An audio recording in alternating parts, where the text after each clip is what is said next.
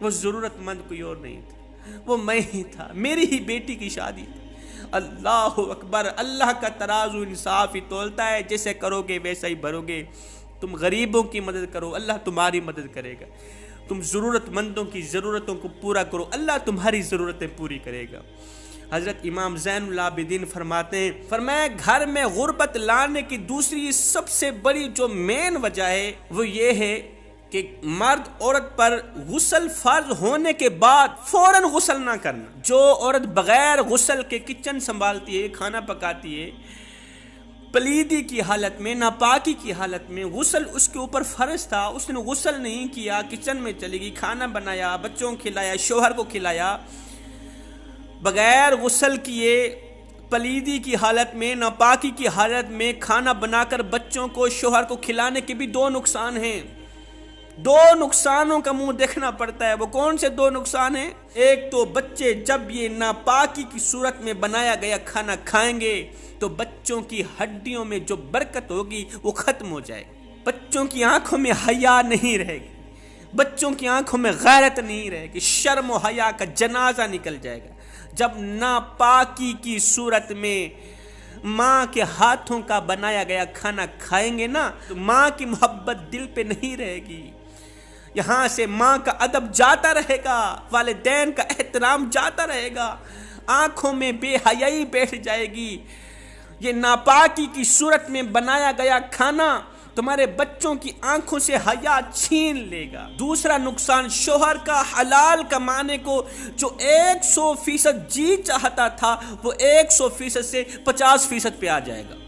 محنت کرنے کو جو 100% جی چاہتا تھا وہ 100% سے 50% پہ آ جائے گا۔ اب سوال یہ پیدا ہوتا ہے کہ جس عورت پہ غسل فرض تھا 5 دن گزر گئے، اس نے غسل نہیں کیا۔ اب جس عورت نے غسل نہیں کیا، جو عورت غسل نہیں کرتی، کیا خیال ہے وہ وضو کرتی ہوگی؟ جو عورت وضو نہیں کرتی، کیا خیال ہے وہ نماز پڑھتی ہوگی؟ جو عورت گھر میں نماز نہیں پڑھتی، کیا خیال ہے وہ گھر میں قرآن تو پڑھتی ہوگی؟ اور جو عورت گھر میں قرآن نہیں پڑھتی اس گھر میں اللہ کا نام ہوگا؟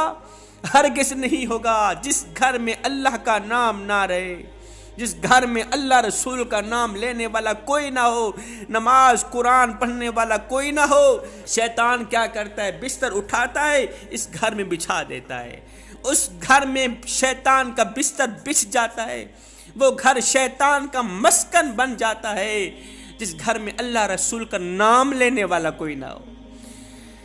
شیطان بستر بچھا دیتا ہے، پھر کیا کرتا ہے وہ آپ لوگوں کو پتہ ہے۔ شیطان کا کیا کام ہوتا ہے؟ میاں بیوی کو آپس میں لڑانا، بچوں کو بے ادب کرنا، بچے احترام نہیں کرتے، بچے فرما بردار نہیں ہیں، بچے گالیاں دیتے ہیں، یہ کرتے ہیں وہ کرتے ہیں۔ وہ اس لیے یہ سب کچھ ہوتا ہے کہ شیطان نے تمہارے گھروں میں ڈیرا جمایا ہوا ہے۔ اقبال نے فرمایا تھا یہ جو تم نے باہر سے زبردستی شیطان کو پکڑ کر یہاں بٹھا دیا ہے نا، اس شیطان کو مار دو نہیں تو یہ تم ہی مار دے گا۔ فرمایا اس شیطان کو گرفتار کر لو نہیں تو یہ تم ہی گرفتار کر لے گا۔ اس شیطان کو ذلیل کرو، رسوا کرو نہیں تو یہ تم ہی ذلیل کرے گا۔ اچھا شیطان کو ذلیل بھی کیا جاتا ہے؟ کیا انسان شیطان کو ذلیل کر سکتا ہے؟ کوئی ایسا نسخہ ہے؟ کوئی ایسا نسخہ ایجاد ہوا ہے شیطان ذلیل ہوتا نظر آئے؟ جی وہ عمل بھی ہے، وہ نسخہ بھی ہے۔ ایک صحابی کہتے ہیں کہ میں آقا کریم کے پیچھے کہیں سفر کو جا رہا تھا، ایک دم میری اونٹنی کے پاؤں پھسلنے لگے، مجھے خدشہ لاحق ہوا کہ میں نیچے گرنے کا خدشہ لاحق ہوا۔ میں نے کہا شیطان کا ستیہ ناس ہو، شیطان کا بیڑا غرق ہو، لعنت ہو شیطان پر کہ اسی کی وجہ سے میرے اونٹنی کے پیر پھسل گئے۔ میرے کریم نبی نے جب یہ جملہ سنا تو میرے کریم نبی نے فرمایا صحابی جب یہ نوبت آ جائے، ایسی حالت آ جائے تو یوں نہ کہا کرو کہ شیطان کا ستیہ ناس ہو، شیطان پر لعنت ہو۔ یہ سننے سے شیطان پھنڈ جاتا ہے، فخر میں آ جاتا ہے، غرور میں آ جاتا ہے کہ یہ سوچ رہے ہیں، ان کے گمان میں یہ ہے کہ میں ہی ان کو مصیبت میں پھنسا رہا ہوں، میری طاقت کے بل سے ہی یہ پریشانیوں مبتلا ہو رہے ہیں۔ شیطان فخر میں آ جاتا ہے، غرور میں آ جاتا ہے۔ شیطان کو پھنڈایا نہ کرو۔ میرے نبی نے فرمایا جب یہ حالت آ جائے، جب ایسی نوبت آ جائے تو شیطان کو مزید ذلیل کیا کرو، یہ ذلیل ہوتا دکھائی دے۔ ذلیل کرنے کا نسخہ کیا ہے؟ میرے نبی نے فرمایا اعوذ باللہ من الشیطان الرجیم، بسم اللہ الرحمن الرحیم، لا حول ولا قوت الا باللہ العلی العظیم۔ جب بھی گناہ کرنے کا دل کرے تمہارا تو یہ جان لینا، پکا یقین کر لینا، یہ شیطان کی وجہ سے ہی تمہارا دل چاہ رہا ہے گناہ کرنے۔ جب بھی کسی کی عزت لوٹنے کا دل کرے تمہارا، پکا یقین کر لینا یہ سب کچھ شیطان کی وجہ سے ہی ہو رہا ہے۔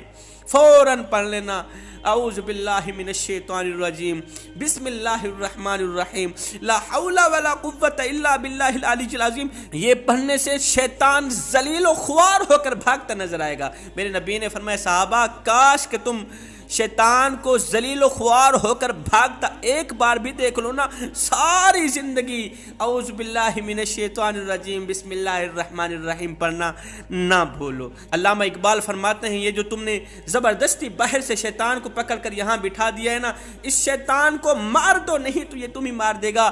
فرماتے ہیں ایسا نہیں کہ نفس کا شیطان مر گیا، ارے شیطان تو ہے زندہ، انسان مر گیا، سجدوں پہ سر جھکانے کی فرصت نہیں رہی، مومن کی روح میں بسا، مسلمان مر گیا، ارے مسجد تو پکی بن گئی اور شاندار بھی، کچی ہیں رب سے چاہتیں، ایمان مر گیا، حیرت ہے تیری قسمت پہ اے اقبال، پیدا ہوا تھا خوشنما ویران مر گیا۔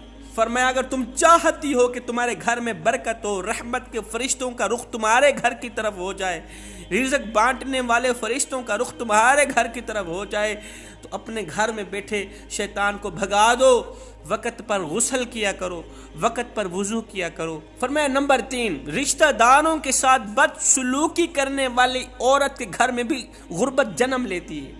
جو عورت رشتہ داروں کے ساتھ بد سلوکی کرتی ہے، بد اخلاق عورت، بد سلوکی چاہے بچوں کے ساتھ ہو، بد سلوکی چاہے کسی بھی عزیز و اقارب کے ساتھ ہو، کسی بھی رشتہ دار کے ساتھ ہو، محلے میں رہنے والی عورتوں کے ساتھ ہو، چاہے وہ ماں باپ کے ساتھ ہو۔ سنو، ماں باپ کے ساتھ کی گئی بد سلوکی یہ اتنا خطرناک گناہ ہے، یہ تو اتنی خطرناک مہلک بیماری ہے کہ انسان کو اللہ کے غضب کے قریب کر دیتی، انسان کو اللہ کے غضب کا نشانہ بنا دیتی ہے۔ والدین کے ساتھ بد سلوکی کرنا